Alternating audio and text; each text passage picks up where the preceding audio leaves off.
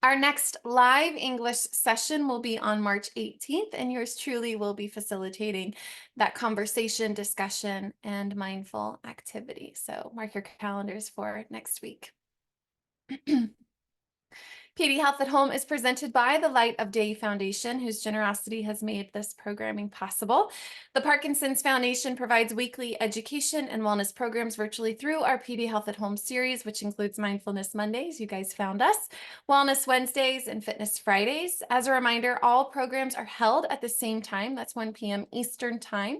You can learn more and register for these programs by visiting parkinson.org/pdhealth. Also, a friendly reminder that most of our PD Health at Home programming is recorded, and you can watch the videos at a later time at your leisure. Join us for this week's Wellness Wednesday for our first expert briefing of 2024, Understanding Pain and Parkinson's. If you live with Parkinson's disease and experience pain, you're not alone.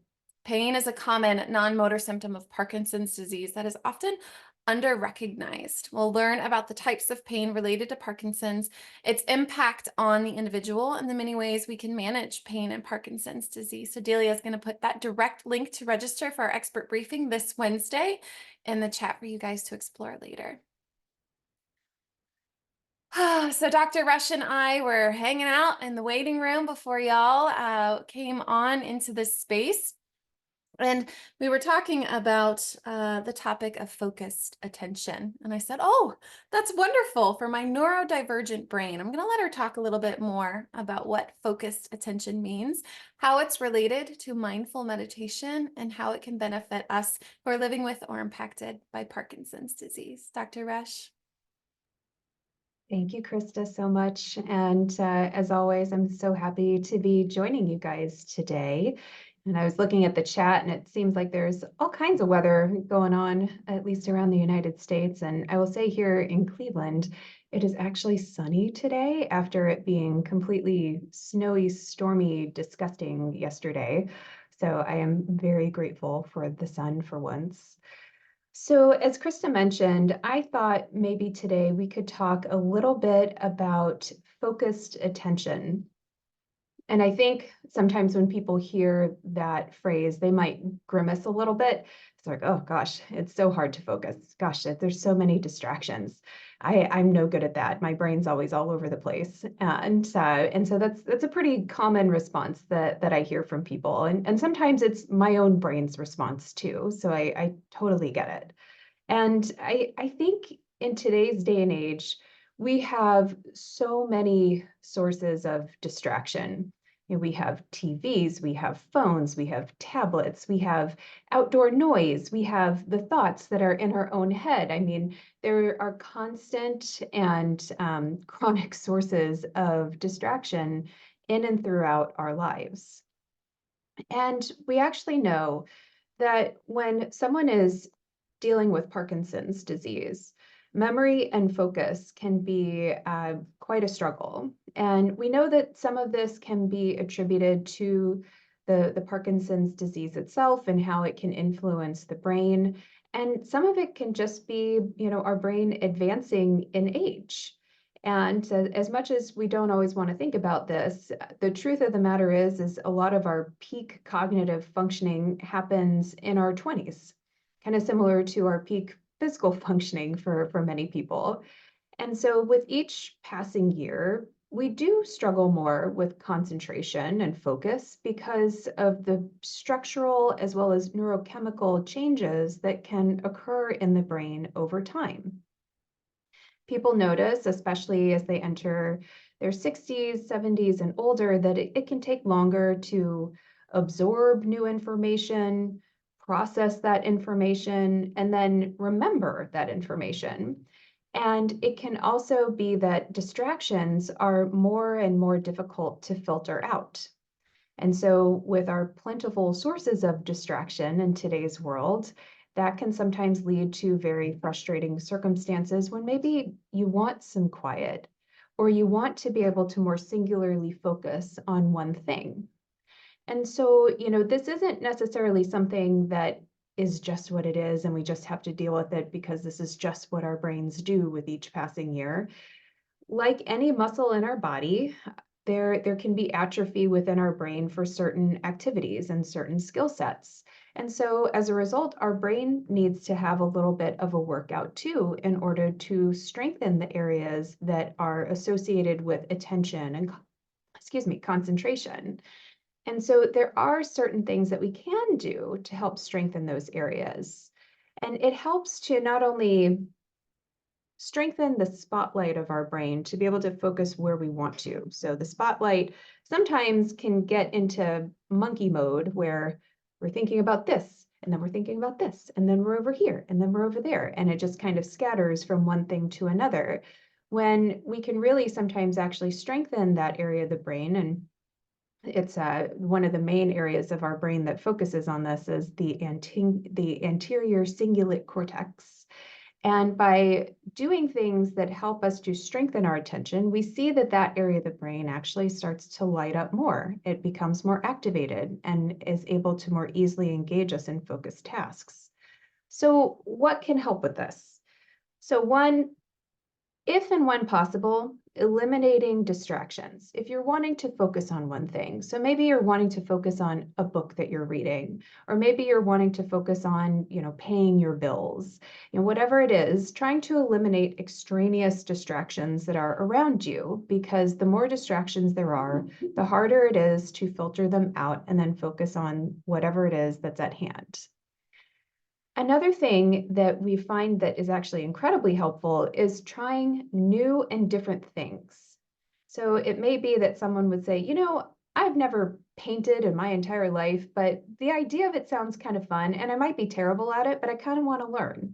So maybe they start experimenting with, some watercolor paintings, or someone says, I've never really been much of an outdoors person, but I want to learn about different kinds of plants, or I want to learn about different kinds of birds.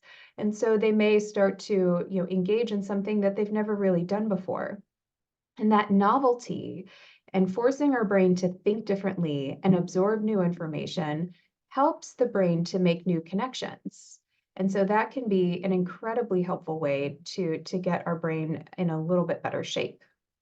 And then another thing is, as much as we all may think we were at once a good multitasker, our brain is not set up very well to be multitasking. And so trying to eliminate multitasking as best you can. So if you're working on something, not talking to somebody while you're working on, sorting your medications for the week, or, watching TV while also, cleaning. Sometimes those dual tasking efforts actually work to our disadvantage. And so with certain things that really do require a bit of attention or focus, not trying to multitask it with something else. And with that, practicing how to focus on one thing at a time, one task, one activity, one conversation. And that can help us to then strengthen that focused attention area of our brain. And so this is something that we can do in daily tasks and in other situations, but it's also something that we can do with our meditation practice. And we know that mindfulness has been actually shown to help increase activation in those areas of our brain that help us to focus, and especially including that anterior cingulate cortex. And so with time and practice, you can start with something pretty small and simple, like a 2-minute focused attention meditation, and eventually over time be able to expand it to something upwards of 20 minutes or more. And so for some people, they feel like, okay, I'm at base camp 1, we'll start with 2, and then maybe eventually we can work our way up. And then for others who may be a little bit more practiced with their meditation, they might be able to start a little bit higher. But we're going to start off with a little bit of training wheels today, and maybe do something roughly around 10 minutes. So let's go ahead and get into our comfy position in whatever chair or furniture you happen to find yourself in today. You can have your feet grounded on the floor, propped up in front of you. Again, whatever position feels good in this moment. Let's just start with a brief inward scan of your body. Just noticing where everything is. Noticing where your feet are in relation to your legs, in relation to your hips, your abdomen, back, chest, where your arms might be resting, the position of your neck, and how it may be gently cradling your head.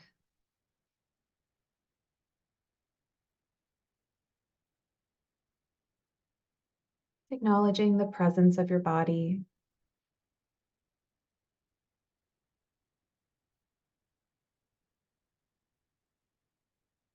and maybe granting some gratitude and compassion towards your body for showing up today.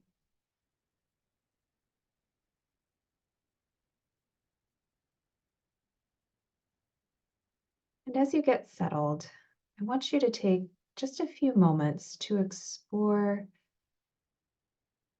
the sounds and any other sensory input around you. So if your eyes are open, anything that you see, anything again that you hear, perhaps anything you smell, noticing the temperature of the room.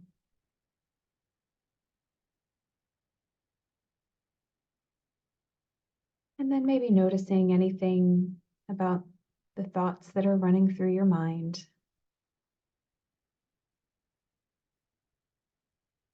Anything about your inner sensory experiences.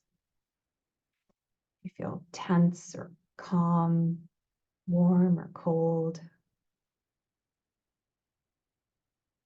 And as always, with mindfulness, we're not here to judge any of those inputs, but just noting what they are. Sometimes the best ways to deal with distractions are inviting them in so that you can then move them out.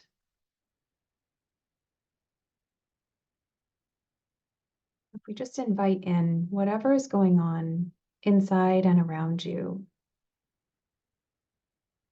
it can reduce the resistance that you may have to experiencing them. And paradoxically, in turn, reduces the amount of attention those things need.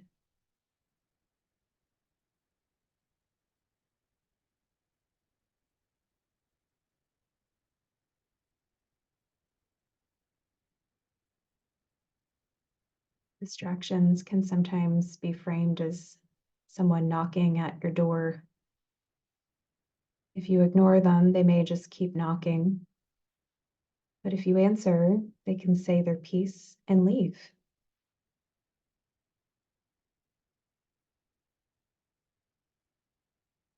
So allow yourself to acknowledge these inner and outer experiences. And notice whether the distraction begins to diminish.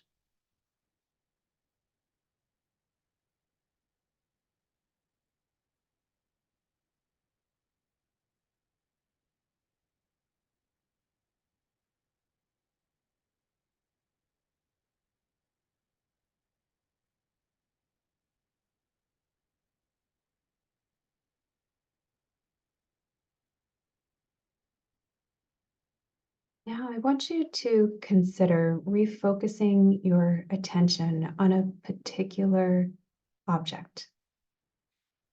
And that could be something you hear, something you see that's in front of you, something you feel, maybe some sort of tactile sensation of your furniture, whatever it may be.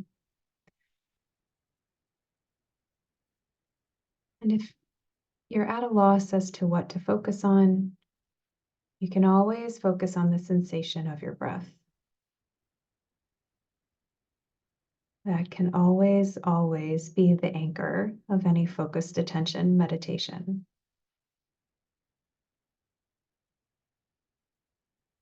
Giving yourself a moment to find your object, allowing your attention to fully immerse into that experience. Describing it to yourself in the finest of detail. Letting the rest of the world fall away.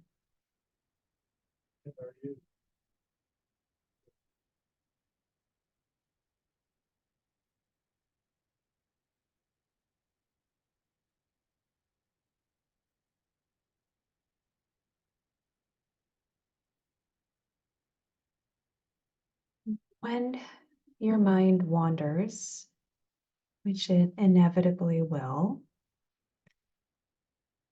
gently bring it back to the object of your awareness.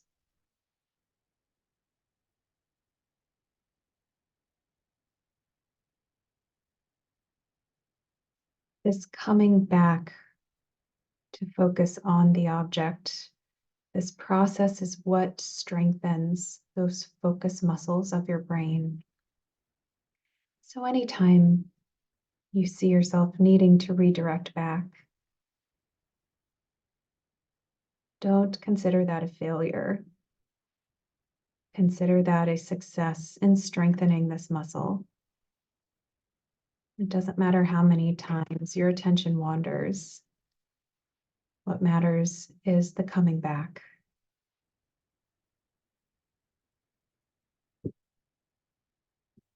Each time you redirect back, it's another opportunity for your brain to become stronger.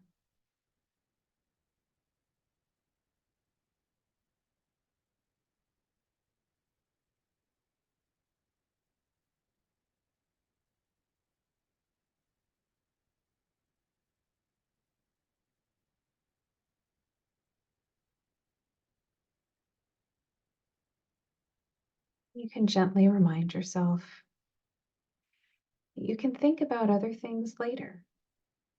They will still be there.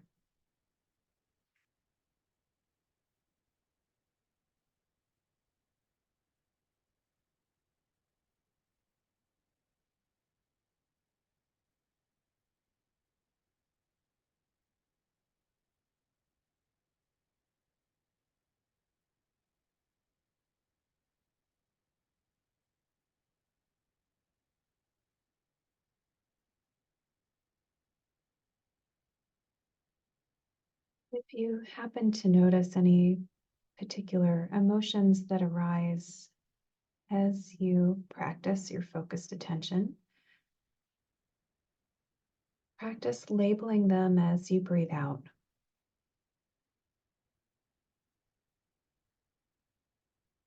Peace, frustration, happiness, anxiety, whatever it is. Pairing the label of that emotion with the breath out can help you to acknowledge, let go, and refocus back to your object of awareness.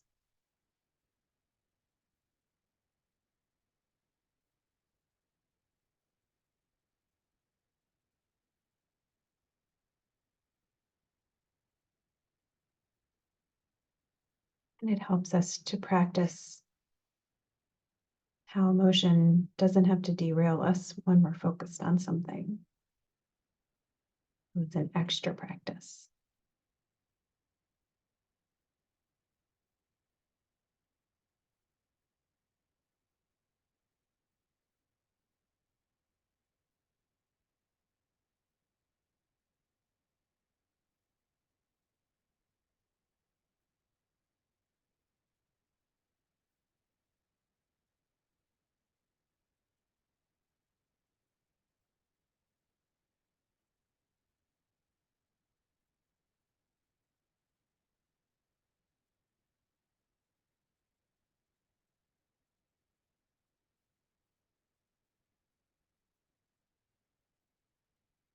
When you're ready,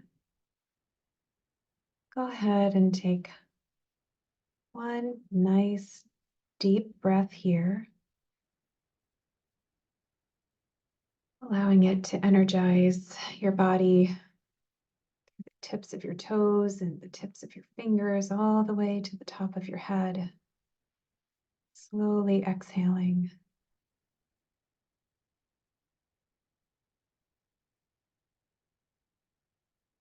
And noticing your body slowly moving a few muscles, perhaps wiggling your fingers or toes, maybe a few eyebrow raises, something a little different. Slowly reintroducing volitional movement, maybe rolling the shoulders, shifting your weight to one side of your hips and the other.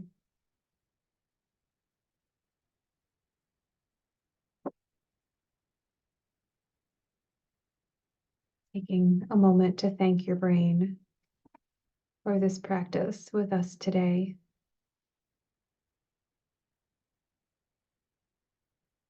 Thanking it for doing the best it could in this moment.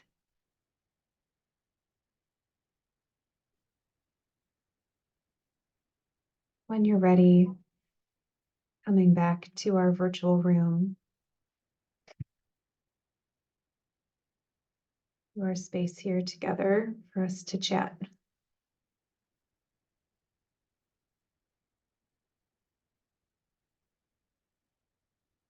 Okay. Seeing some eyes looking upward now. So as usual, would love to hear your thoughts about today's practice. Because again, every day is different, right? There are some days we feel totally in the zone. There are other days where we feel like everything is a mess. And, we're going to have a mix of all those days. And so I would love to hear how it was for you today and what you noticed with your practice for us to maybe discuss a little bit. 'Cause this one's an interesting one, and I think it can sometimes feel really empowering and other times can feel incredibly frustrating, just depending on where you are today. So let's see. Someone said it was so hard to come back. So really felt you were in the zone. And Bab said, focused on the wind. When really relaxed, noticed my body kept a bit of a PD slump, had to keep sitting up more each time that she refocused. Leah said, I'm the ultimate multitasker. This is almost impossible for me to do. I do crochet or other art to help calm my brain. And so sometimes we do need to have, this is one tool in the toolbox, right? There's a lot of research that shows that doing fine motor activity, so knitting, crocheting, adult coloring, all this stuff can actually be incredibly soothing and help with blood pressure rates and heart rate. And so it can feel very unsettling to sit still, but at the same time, I think it's at worst, you practice for 2 minutes and then you try again the next day. But it can be an incredibly helpful, tool that you can add to the box in addition to those other things. Kathy said that she liked the idea of strengthening the muscle. Yep.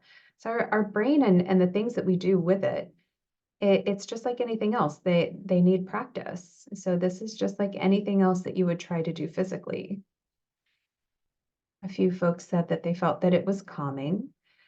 And let's see, Judy said, I found myself being distracted by thoughts of possible distractions rather than those that were there. That is actually something I've heard before. And so it's not the distraction that's there, it's the distraction that you're anticipating possibly coming up. And I see that all the time. So sometimes if I'm doing this from home and my kids are home, I'm anticipating that they're going to make some sort of loud noise in the middle of one of these meditations. Or when I'm at work, if other people are out in the hallway, and I'm like, oh gosh, I wonder if people are going to hear, and there's going to be some sort of interruption. But I think that sometimes to be able to acknowledge that, I don't even know what we would call it, a meta distraction maybe, I think is actually really helpful so that we can acknowledge that our body is in anticipation mode. And maybe that's what you breathe out. Breathe out the anticipation to allow yourself to be in the moment. Um, let's see. And someone said peaceful and calm despite the noise from the wind and the roaring motorcycle. And let's see, I've got a couple here right in a row. Another thing to consider is that sometimes the thing that you feel like is distracting you from focusing on what you want to focus should be maybe the thing that you focus on. So if there is, some sort of, noise. So I remember once I was in a meditation group, and there was someone who was in the group without fail, every time we would do a meditation practice, they would fall asleep and start snoring. And it wasn't a quiet snore. It was a very loud snore. And so it actually, while at first it's like, oh my gosh, what is, this person needs to figure this out. Something needs to happen with this. It actually helped to then embrace just the snore and have that become part of the meditation. So I think that, sometimes the thing that may be speaking the loudest, sometimes pay attention to it and see if that actually helps to reduce some of the resistance that then just makes it part of the background. So that's definitely, something to consider. Lean into the distraction a little bit and see if that actually helps. So it looks like we are at time for today. I greatly appreciate you guys being part of our focused attention today, and certainly look forward to seeing you all again next month.